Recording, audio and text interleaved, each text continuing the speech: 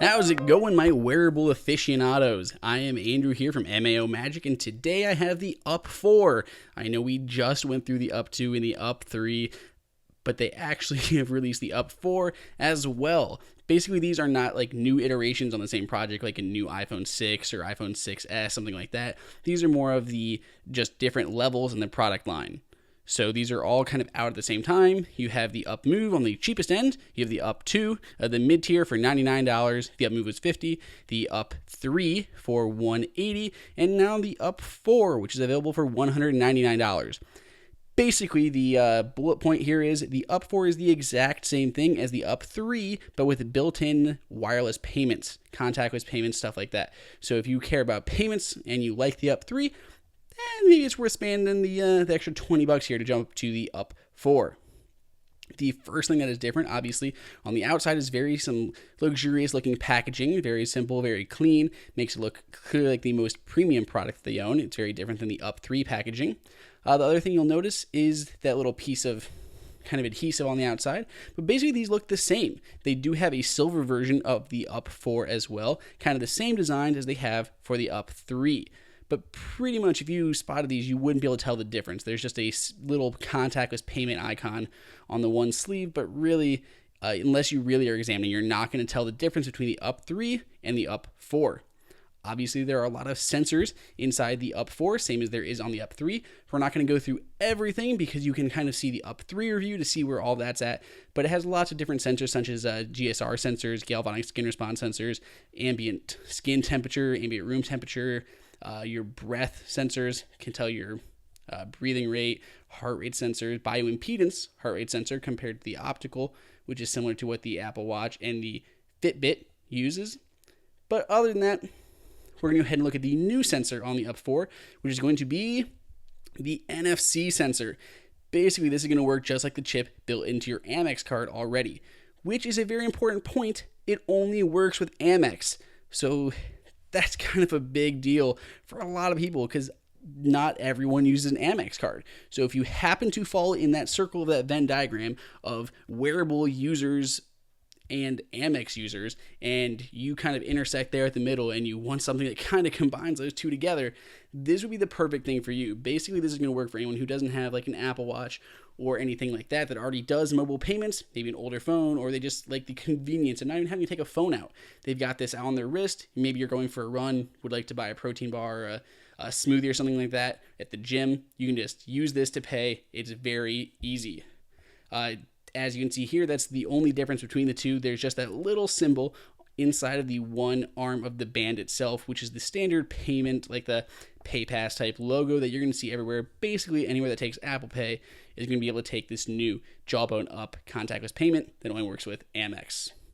On the top of the band there, you'll see, we talked about this in the Up 3 review, but the top of it is just that capacitive touch button. Allows you to trigger it between activity mode and sleep mode. You have the logo on this side as well as sensors all down the other. We're going to touch on it very quickly, but let's look at the chargers. The charger is the same as it is on the Up 3 and the Up 2. It is vastly different compared to the original Up and the re-released Up, which uses either like an audio jack, so a 3.5mm stereo port or the 2.5mm stereo port on the newer models. Again, those are old, no longer in use, but the new ones have this fancy magnetic inductive type charger. It works very well, holds on fairly sturdily. Sometimes it's a little bit hard if you have like a crammed laptop with a ton of stuff plugged in. You're trying to fit this on there as well. Stuff can knock off the band. But generally, I've had no problem with this. I see this as a much better design than this charger. Basically, you had to have a cap on your up band, which was more fault points for stuff to have problems with. But the new one, inductive, magnetic, much nicer, no cap to lose, less faulty points on the band for water to get inside. So overall, good job on the charger, no complaints. The next one is it's 50-50 depending on who you ask. It's this new Clasp. I like the new Clasp. I've had no issues with it. It stays on perfectly fine, but I have heard reports of a lot of people having it come off for them. I'm not sure if that's just a me thing, that it works so well, but overall you can take it or leave it. That's the new Clasp on the Ups. It's on the whole line of them, the Up 2, Up 3, and the Up 4. So let's go ahead and check out the app as well as how to pair your new Up band and check out the payments. Basically, you just swipe in from that right-hand side, hit Add New Up Band. It's going to look for that up 24, which you have to activate by plugging in, then touching the top of it so it knows which one it is looking for. And it's paired. That's it. It gives you a little video if you want to learn how to put it on, but basically goes on your non-dominant wrist. And I guess that's the important part. We can look at the sleep tracking, which on the new UP4 as well as the UP3 has the REM sleep as well as deep and light sleep and when you were awake. It'll compare it there. You can check out your history as well as tracking your resting heart rate first thing in the morning when you wake up, which you can see right there on the top. If we take a look at steps, you can nicely scrub through the line, which a lot of them don't allow you to do, so you can see what time of the day you were doing stuff. You can tag activities such as workouts, anything like that. They have a pretty big list of different kind of pre-sorted workout activities that you may like to choose from. You can see here. You can manually add these by starting the stopwatch or adding them after the fact, or it can kind of predict these based on your behavior and patterns. Here we have Smart Coach, which gives you a lot of different things, such as challenges for you to try to do, like eat more fiber, or go to sleep earlier, or drink more water, based on kind of its history.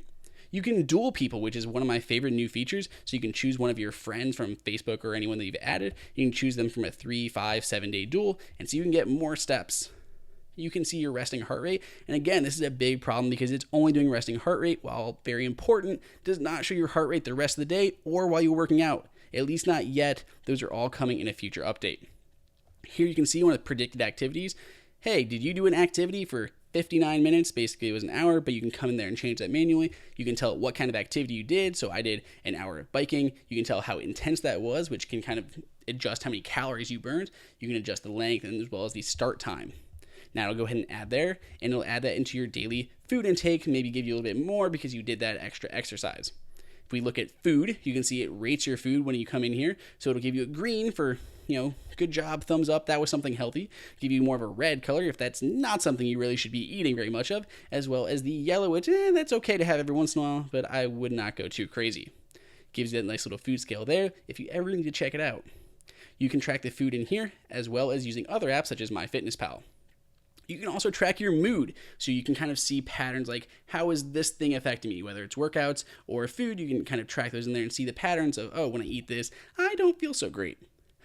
Speaking of food tracking, you can either take a photo of your food, scan a barcode in from the packaging, look up a menu from any restaurants that are around your location, or add some water. On your profile, you can kind of see your own timeline and what's going on, as well as your friends. You can look at your goals here on the left-hand side, so you can adjust your move, your sleep, as well as your weight goals. You can look at your trends, which is basically going to be like a week or a month or whatever you want to see over time, so you can see if you're getting more or less steps, as well as with your weight.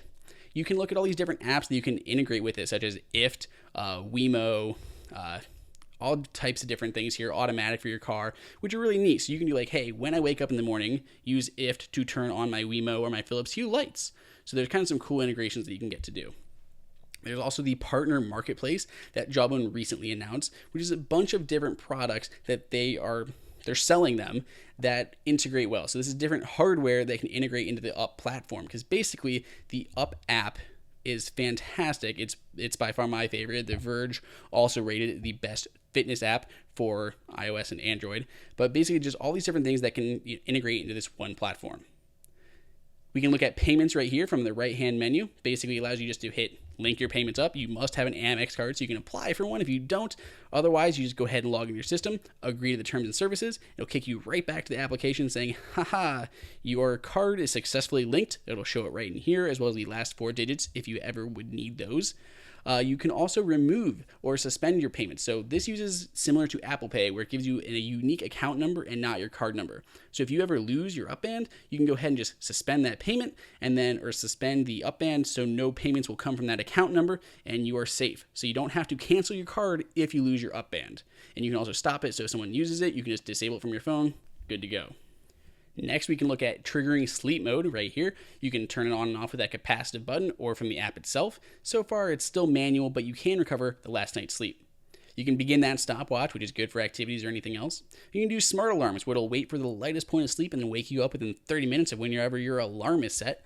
Obviously, you can set multiple alarms and have them reoccur, which is fairly useful. A few more settings, such as idle alert, which can happen like only on weekdays between working hours. So kind of during the day, you can be good, and it'll stop annoying you when it's kind of your relaxing time. We have activity alert, so it'll alert you, say, every certain amount of steps, and then it'll give you a recap every day at, say, 5 o'clock.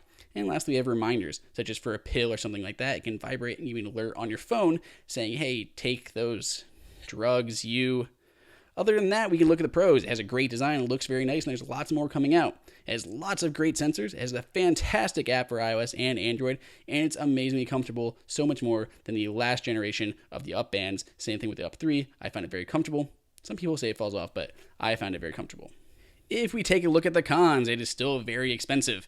There are not very many sensors that work yet. Basically, it tracks your resting heart rate first thing in the morning. Other than that, all of those things are duds. They don't do anything. I'm sure they will get a added software update that'll take great advantage of them, but for right now, no luck. Unfortunately, the mobile payments only work with Amex, and it still has no screen, which for me is not a big deal, but for many, it still is. If you have any questions at all on the amazing or not amazing Up 4, go ahead and throw them up in the comments. Make sure to subscribe so I can keep these videos coming in the future. And other than that, I will see you guys all next time.